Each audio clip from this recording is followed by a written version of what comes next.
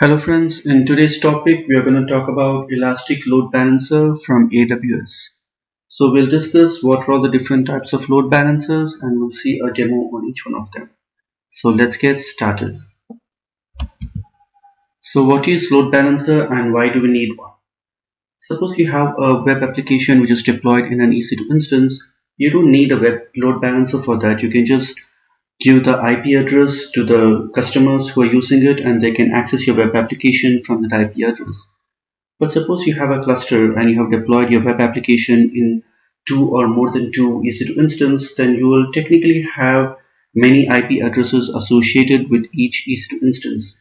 In that case, which EC2 instance will you give to the customer? So that's where load balancer steps in. The main function of load balancer is to transfer the request to different EC2 instance under it based on round robin fashion. So what is round robin fashion? Suppose you have a URL of load balancer and when you access the load balancer, the first request goes to the first EC2 instance under it and the second consecutive request goes to the second EC2 instance and the third goes to the third EC2 instance. Similarly, there's another routing fashion which most of the load balancer support is called weight-based load balancer. So weight-based load balancer is nothing but suppose you have a server 1 which is a little heavy loaded in terms of memory and CPU capacity and the server 2 which is a little low or small based on the CPU capacity. You can configure that most of the requests should go to server 1 and the small percentage of the request should be handled by server 2.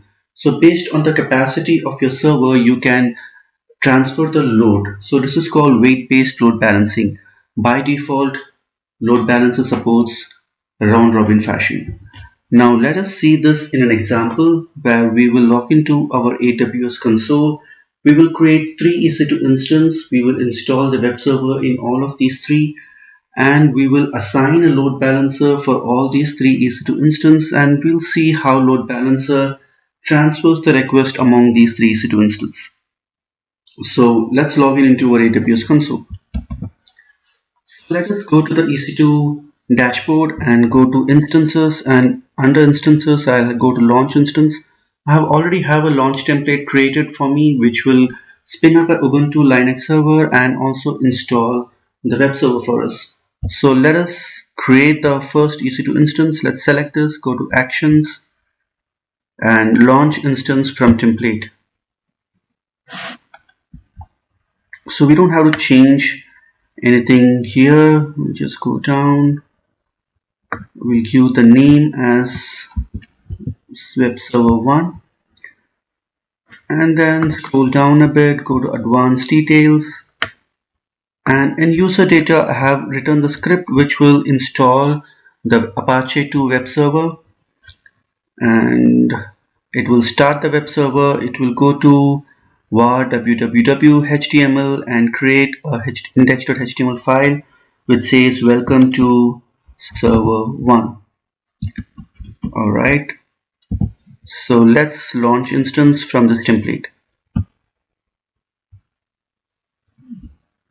It's launched. Let's go back and create our second EC2 instance.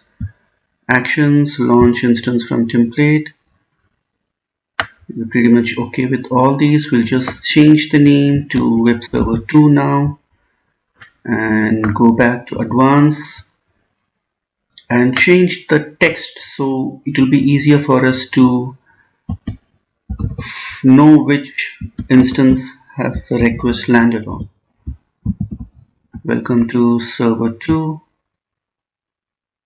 and 2 is enough, but we'll just go ahead and create the third one which is our last EC2 instance.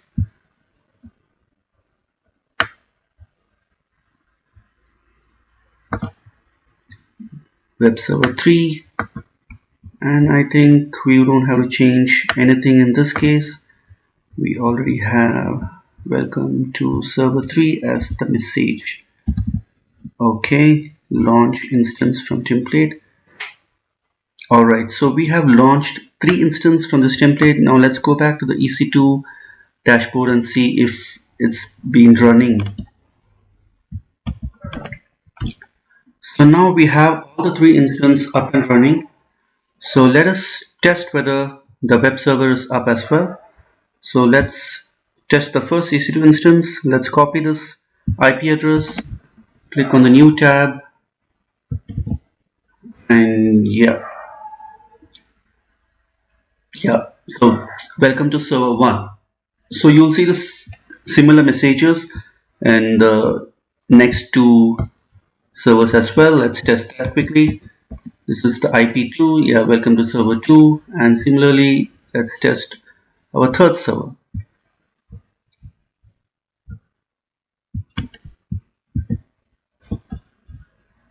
Welcome to server 3. Excellent.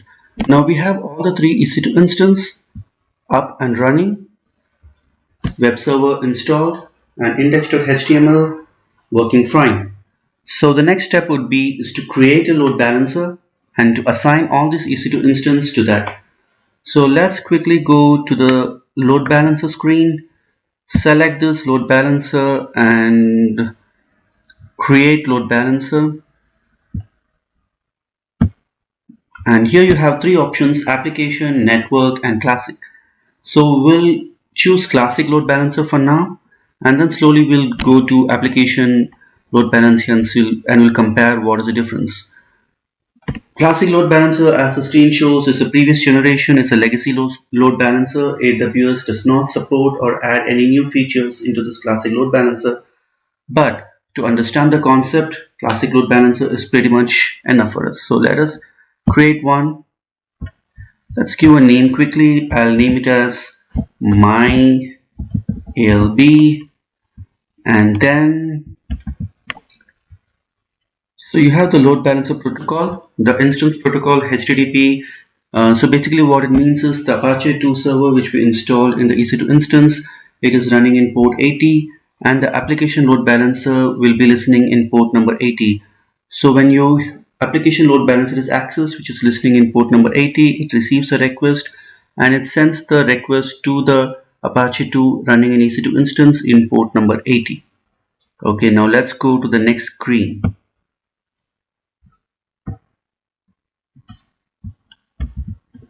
So here I'll select a security group called allow HTTP, which will allow opening the port 80, and next.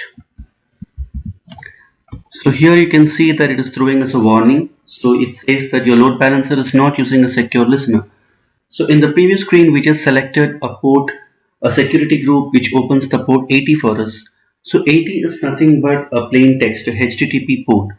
But if you look at any banking applications, we'll be working in a port called 443, which is HTTPS protocol, which is a very secure protocol and the messages are encrypted, whereas in HTTP it's basically a plain text.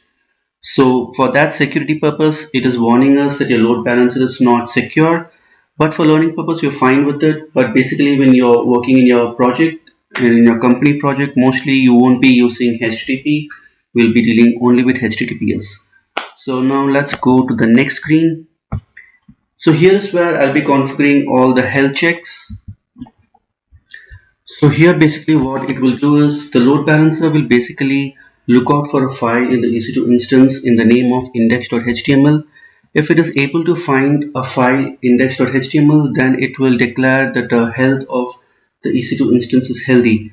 So in the previous few seconds back, we just discussed that if the EC2 instance is shut down, then the load balancer will assume that your EC2 instance is in unhealthy state and it will stop sending requests to your EC2 instance.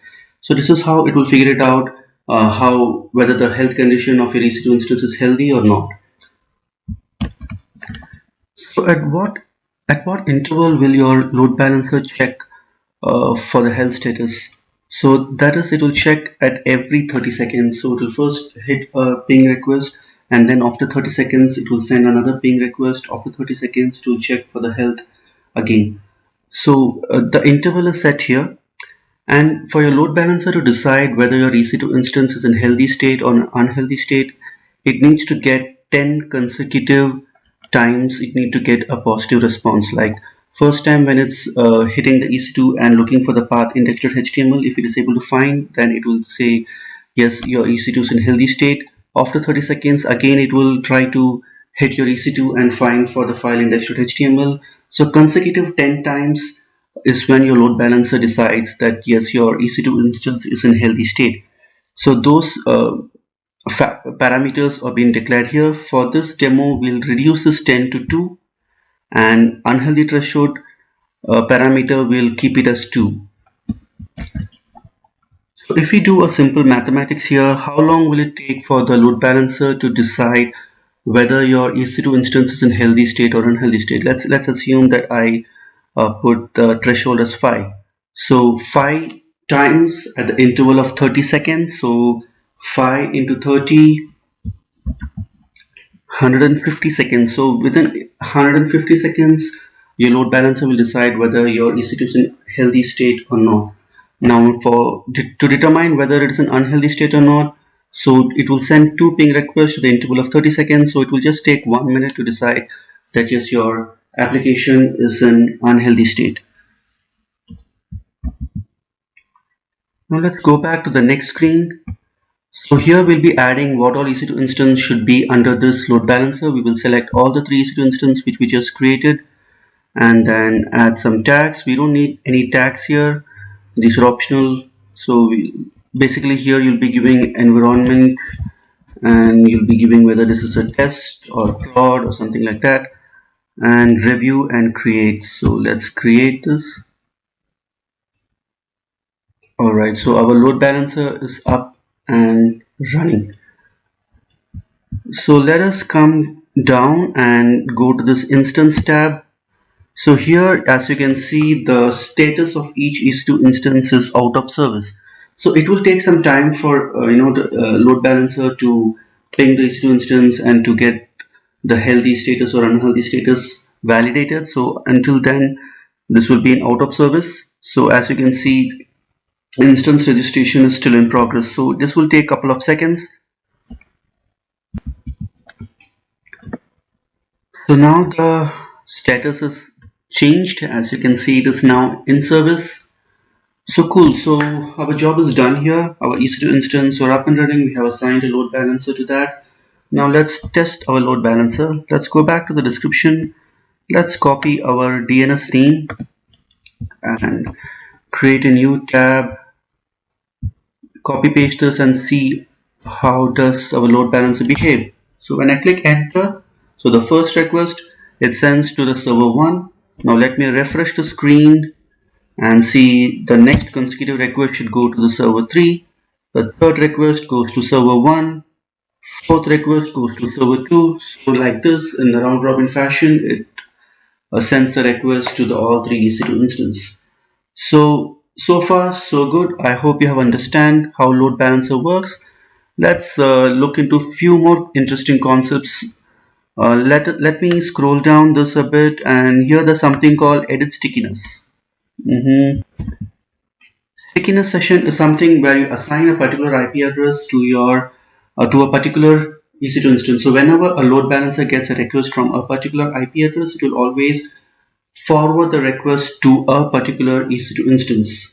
So let us test this. Let me click this edit and click the second option and give the expiration date as some value, maybe 60 seconds, and save it. Now let me go back to the browser and see how does my load balancer behave. So previously we saw every request it was forwarding the request to different EC2 instance. Now when I hit this load balancer, it sends to the third server. So the consecutive request what I'm going to hit should always go to server 3. Now let's test that. Refresh, it goes to server 3. Again, it goes to server 3.